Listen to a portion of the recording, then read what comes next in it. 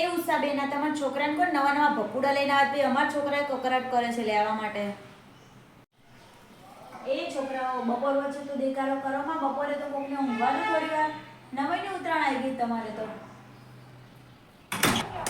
એ છોકરાઓ, અહીં માર બાલ્કની નથી આવી પતંગ, ના આડશો કોઈ. આવી હોય તો શું કામ આપું? મારી ટેણિયા માટે ના રાખી દઉં. એ છોકરાઓ, શાંતિથી પગથિયા ચડો. ના શું દેકારો કરી મૂક્યો છે નકરો? એ ઉભો રે, અત્યારે એકલા પતંગ ચગાવવા નથી જવાનું. તાર આજુબાજુવાળા છોકરા જોયા છે ને કેવા ઝઘડા છે? બધા તાર પતંગ લઈ લેશે પછી. હું આવીશ તાર ભેગી પતંગ ચગાવવા. તાર ફિરકીએ કોઈ લઈ લેશે, તાર ફિરકીમાં કોઈ પતંગ ચગાવવા મળશે તો ઉભો રે છે માનો. ના જોયો તો મોટી ઉત્તરાયણ વાળી. ઓ શીતલબેન, પતી ગયું કામ કાજ?